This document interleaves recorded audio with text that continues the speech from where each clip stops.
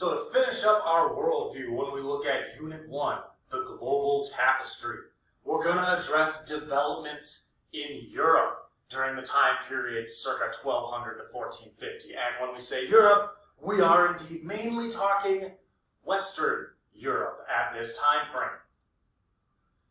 Now, decentralization is key. Society was very fragmented and decentralized, and this really stems from the collapse of the Roman Empire in the late 400s. Feudalism and the manorial system become the norm. Now, the isolated, self-sufficient landed estates, or these manors, were controlled by lords. Lesser lords swore allegiance to greater lords, or kings, and in return they received lands and plunder in return for military service. Slavery, which was so common amongst the Roman Empire, was replaced with serfdom. Serfs are technically free, and they could not be thrown off their master's land and could live with their families. However, they were bound to that land, and they owed payment to their lord. Now, women usually weaved cloth and made clothing, while the men worked in the fields. And this was a viable alternative to the unpredictable society that was left over from Rome. Now, keep in mind that we have two playing ideas here, feudalism and the manorial system. The concept of feudalism refers to the legal and military relationships between the nobles and the knights, as you see here, while the manorial system focuses on the legal and the economic relationships between nobles and the peasants. So that's where serfdom comes into play. Now, after Rome fell, that's a continuity we're going to see in Western Europe for over 1,000 years. Everything is in the wake of Rome. After the empire fell, the Roman Catholic Church stepped in to fill the void.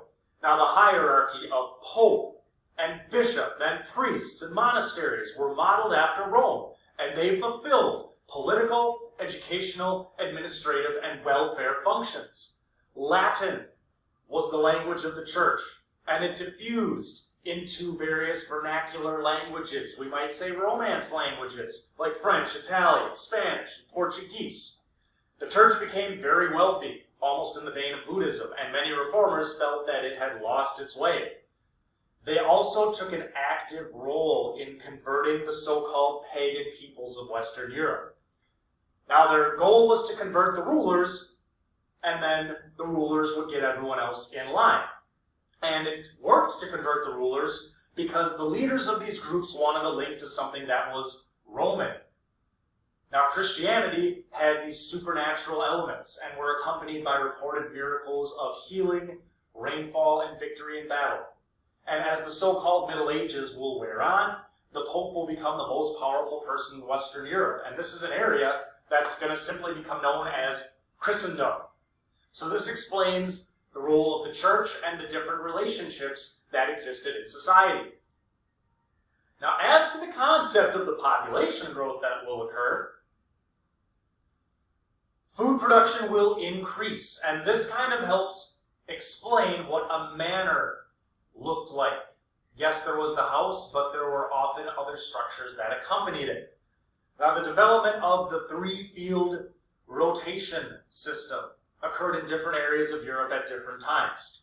England and northern France were at the cutting edge, since they discovered that the land was less fertile if you plant the same crop year after year. So they would allow 1/3 of it to lie unplanted each year to replenish the nutrients, and they would rotate other crops through like grain and turnips and clover, and that's where you can see the three fields in the image. Although this process spread slowly, planting became more efficient when farmers transitioned towards horses, who worked harder and faster than oxen. Traditional wooden plows would also often break in the soil and not till very deep, so farmers began to add iron blades to their plows, and they used iron horseshoes to protect the hooves of their horses. So important was iron that by the start of our time frame, by 1200, there was a blacksmith in almost all of these communities. Now, innovations such as these would lead to the population of Europe nearly doubling from under 40 million to 75 million between 1000 and 1340. Northern Europe's population grew 3 times what it was, and half of Europe's population is concentrated there at this time. Increased food production will allow many Europeans to pursue other occupations or produce specific goods like butter, cheese, or soap to sell in the markets. The markets, so economic specialization, not everyone farms, you maybe produce your own thing. The markets themselves were at first periodically open for trade when needed, but the minting of coins allowed for daily markets to open permanently. The early market towns were on the Mediterranean coast, inland rivers like the Rhine or the English Channel. Now, the number of cities will increase, but they're not necessarily very large. Now, those who lived in the cities understood that they are different from farmers and landowners.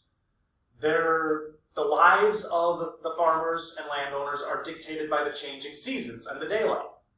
Specialized artisans and merchants who sold similar products would form what were called guilds to regulate the prices and working conditions of their industries.